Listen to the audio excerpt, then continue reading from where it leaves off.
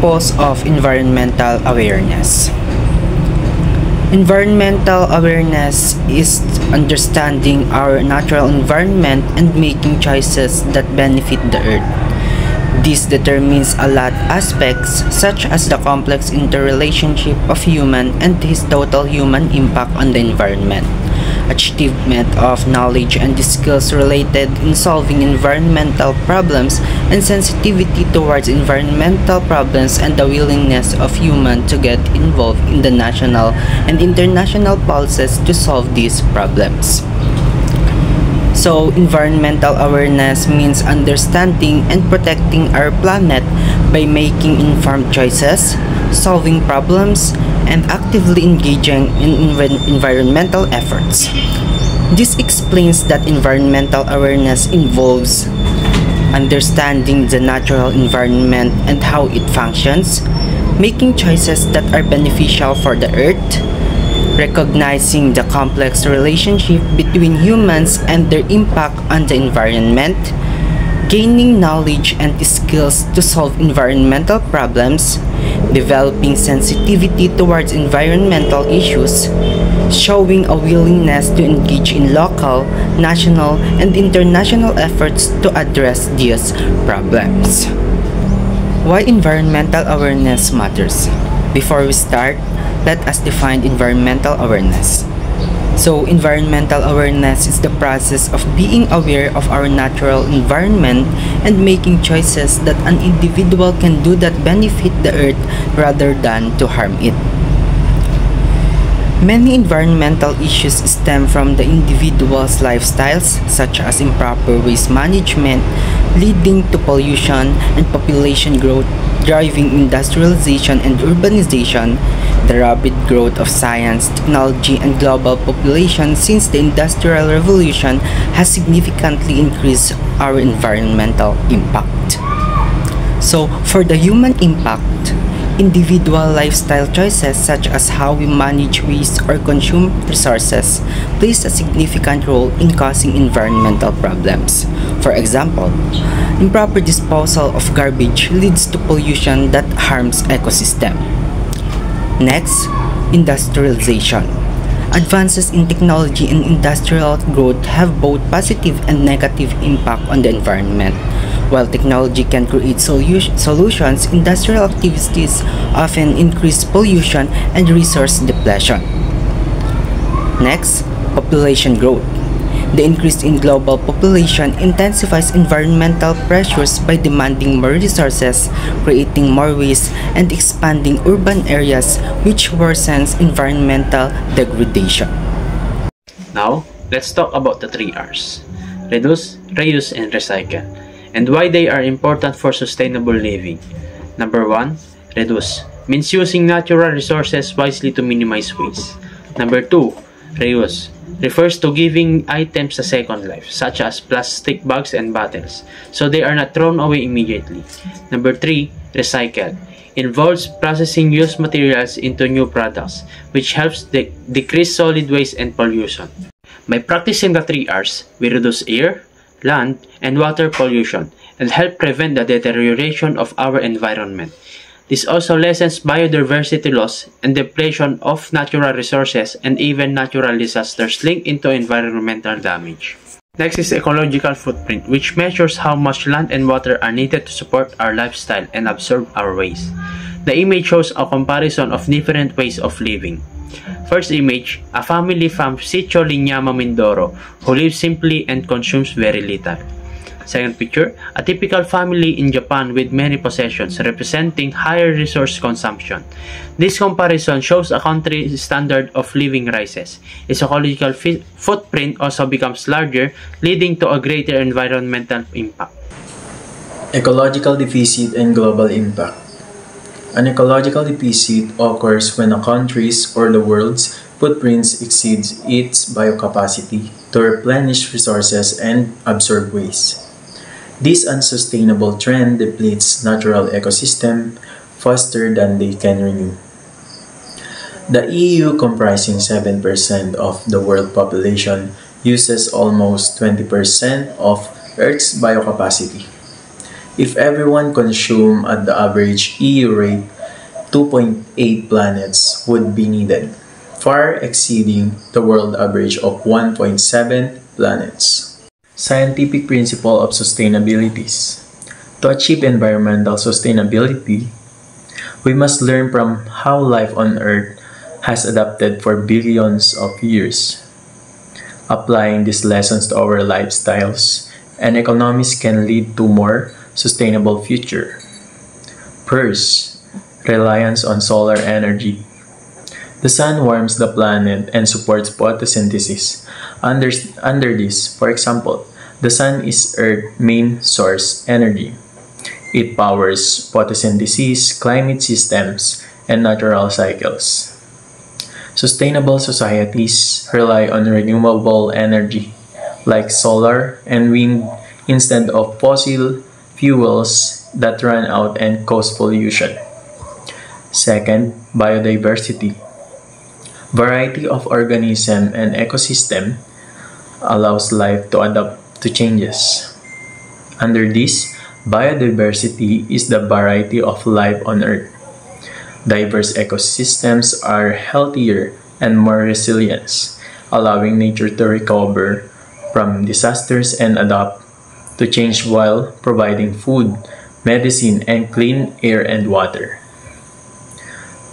3. Population control. Limited resource naturally control species population growth. Under this, in nature, population size limited by available resources. When growth exceeds limits, ecosystems are damaged. Sustainability requires balancing population growth and consumption with Earth's carrying capacity. And last, nutrient cycling. Natural processes recycle essentially chemicals and minimal waste. Under this, nature recycles everything. Waste from one organism becomes food for another. Sustainable practices copy this system by reducing waste, reusing materials, and recycling nutrients efficiently. A sustainable future means changing the way we live so that the environment can continue to support us and the future generations. Many human activities today harm the earth, such as the pollution, wasting resources, and destroying natural habitats. Because of this, we need to move from harmful practices to more responsible, eco-friendly actions. A sustainable future requires a cultural shift. Instead of waiting for problems to happen, we focus on preventing them. For example, we should shift from pollution cleanup to pollution prevention. It's better to stop pollution before it happens rather than fixing it afterward. We also need to change how we handle waste. Instead of simply burning a garbage, we should shift to waste prevention by practicing the 3 R's: the reuse, reduce, and recycle. Another important shift is moving from protecting individual species to protecting whole habitats. Saving an ecosystem is more effective because it supports many species at once. We must also shift from environmental degradation to environmental restoration, like planting trees, cleaning rivers, and caring for forests. Lastly, we need to shift from increasing resource use to reducing resource waste. This includes conserving water, saving electricity, and using natural resources wisely. The other topic that was given to me is environmental problems. The first environmental problem is loss of biodiversity. This happens when many species of plants and animals disappear. The main cause is habitat destruction. When forests are cleared, lands are converted, or pollution damages natural areas. When organisms lose their homes, they cannot survive, leading to extinction. Next is pollution growth. As the pollution increases, we use more resources like food, water, and land. This leads to more waste, more pollution, and more environmental stress. Another problem is deforestation, which is the permanent removal of trees. This leads to soil erosion, flooding, loss of habitats, and contributes to climate change because fewer trees absorb carbon dioxide. Acid rain is also an issue. It happens when harmful gases from factories and vehicles combine with water vapor. Acid rain damages plants, soil, building, and aquatic life. Climate change is caused mainly by burning fossil fuels that release greenhouse gases. This leads to rising temperatures, stronger storms, melting ice caps, and changing global weather patterns. Lastly, we have pollution, which includes air, water, and land pollution. Air pollution comes from smoke, vehicles, and factories, causing health problems. Water pollution happens when chemical and trash contaminate rivers and oceans. Land pollution is caused by improper waste disposal harming soil and living organisms. These environmental problems are mostly caused by human activities, but we can reduce them by being responsible and environmental aware. How to solve environmental problems? Our climate labs and future risks, simple daily adjustment and community involvement can help restore and maintain our environment for future generation. So may first step po tayo to how to solve environmental problems. Ang unang step po is practice the 3Rs, the reduce, reuse, recycle in waste management. So, ang pagpa-practice po ng 3Rs is nakakatulong po ito sa atin upang mapababa ang mga basura at ito rin po ay nakakatulong upang protektahan ang ating kalikasan. So, ang step number 2 naman natin is conserve resources. Save water and electricity at home. So, ang ibig sabihin naman po nito ay mahalaga ang pagtitipid ng tubig at kuryente sa atin upang mabawasan ang mga gastos at maprotektahan ang kalikasan. Kapag tayo po ay naman nag-iingat sa paggamit ng tubig at kuryente ay nababawasan po ang nasayang nalikas na yaman at tayo po ay nakakatulong sa pagligtas ng ating kapaligiran. So, yun po ang ibig sabihin ng step number 2. So, proceed naman po tayo sa step number 3. So, ang step number 3 po natin is volunteer or participate in tree planting and clean up drive activities. So, ang ibig sabihin po ng ating step number 3 is ang pagbavolunteer sa pagtanim ng puno at paglahok sa clean up drive ay ito po ang isang paraan upang tumulong sa ating kalikasan dahil sa ating pagbavolunteer ay napapanatili po natin ang ating malinis na kapaligiran or kalikasan at isa rin ito sa pagkakataon upang makipagtulungan sa ating komunidad sa pagpapakita ng malasakit sa ating kapaligiran. So, yun po ang ibig sabihin ng ating step number 3. So,